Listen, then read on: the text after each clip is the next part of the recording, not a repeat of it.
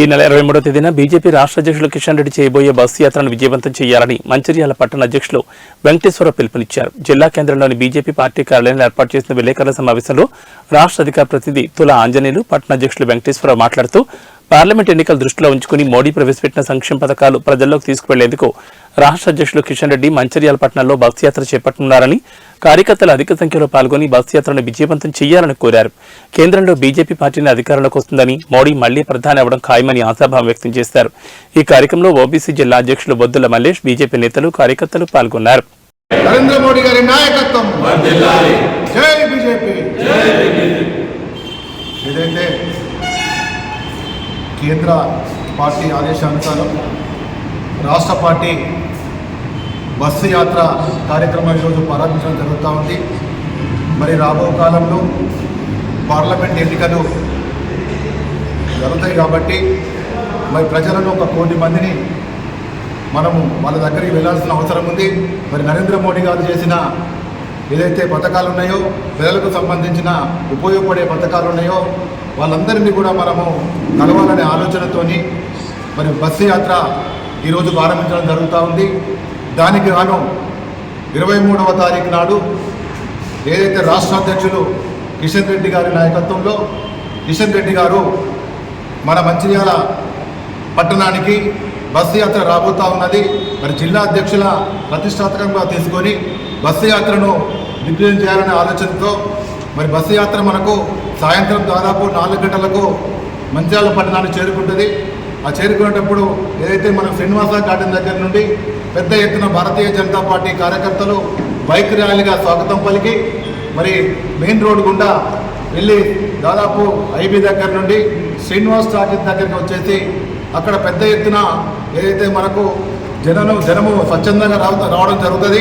దాదాపు ఒక 10,000 మందితోని మేము ఒక కార్యక్రమాన్ని తీసుకోవడం జరిగింది.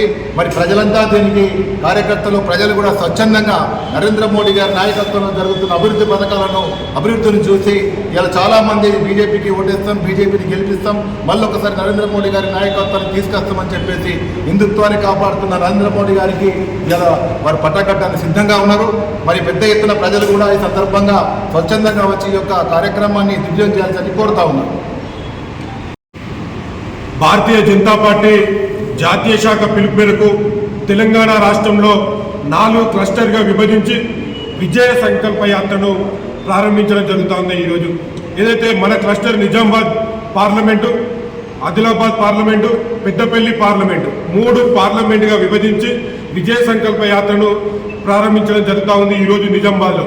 అదేవిధంగా మన యొక్క ప్రాంతానికి సంబంధించినటువంటి క్లస్టర్ పేరు కుమ్రం భీం బస్సు యాత్రగా ఈ యొక్క సంకల్ప యాత్ర సాగుతుంది. అయితే ఏదైతే 23 తారీఖు రోజు తాండూరు నుంచి మంచిర్యాల, మందమరి, మంచిర్యాలలో బహిరంగ సభతోని 23 తారీఖు రోజు ఈ యొక్క కుమ్రం భీం యాత్ర ఇక్కడితో ముగుస్తుంది. ఆ తర్వాత 24 తారీఖు రోజు ఉదయం కిషన్ రెడ్డి గారు సింగరేణి మైన్ని సందర్శించి సింగరేణి కార్మికుల యొక్క సమస్యలు తెలుసుకునే ప్రయత్నం చేశారు.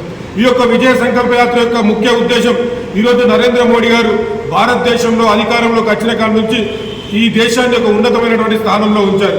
అంతేకాకుండా తెలంగాణ రాష్ట్రంలో గత ప్రభుత్వం ఇచ్చినటువంటి పథకాలు ఏవైతే ఉన్నాయో మాయని చెప్పుకున్నటువంటి పథకాలు ఏది కేంద్ర ప్రభుత్వం ఇచ్చింది, ఏది రాష్ట్ర ప్రభుత్వం ఇచ్చింది అన్నటువంటి పూర్తి విషయాలను కిషన్ రెడ్డి గారు ఈ జిల్లాలో పర్యటించినప్పుడు తెలియజేస్తారు. అంతేకాకుండా నిన్న కాంగ్రెస్ పార్టీ అధికారంలోకి వచ్చినప్పటి నుంచి ఇప్పటికి 2 నెలలు గడుస్తున్నా కూడా ఇప్పటి వరకు కూడా కేంద్ర ప్రభుత్వము, నరేంద్ర మోడీ గారి ప్రభుత్వము ఇలా ప్రతి వ్యక్తికి 5 కిలోల బియ్యం ఉచితంగా ఇస్తుంది. అంతేకాకుండా అంత్యోదయ కార్డు ఉన్నటువంటి వ్యక్తులకు 35 కిలోల బియ్యాన్ని ఉచితం ఇస్తుంది. ఇది కేవలం నరేంద్ర మోడీ గారి ప్రభుత్వం పేద, మధ్య, బడుగు, బలహీన వర్గాల యొక్క ఆశాజ్యోతిగా ఉంటున్నటువంటి మోడీ గారిని మరొకసారి గెలిపించుకునేటువంటి బాధ్యత మన మీద ఉంది. కాబట్టి ఈ విషయాలన్నీ కూడా ప్రజల దగ్గరికి వెళ్ళి వివరించాలన్నటువంటి ఉద్దేశంతో విజయ సంకల్ప యాత్రను చేపట్టడం జరిగింది. కాబట్టి ఏదైతే 23 తారీఖు రోజు మన జిల్లా మంచిర్యాల జిల్లా అయినటువంటి తాండూరు నుంచి వెళ్ళి ప్రారంభించి బెల్లంపల్లి, మందమరి, మంచిర్యాలలో సాయంత్రం పూట ఏదైతే మనం ఎప్పుడైతే హిందూత్సవం జాతరంలో వినాయక శోభయాత్ర ఏ విధంగా సాగుతుందో అదేవిధంగా అదే ప్రదేశంలో బహిరంగ సభను ఏర్పాటు చేయడం జరిగింది. కాబట్టి మంచిర్యాల ప్రజలు అత్యధిక సంఖ్యలో పాల్గొని ఈ యొక్క విజయ సంకల్ప యాత్రను విజయవంతం చేస్తారని చెప్పేసి ఆశిస్తాము.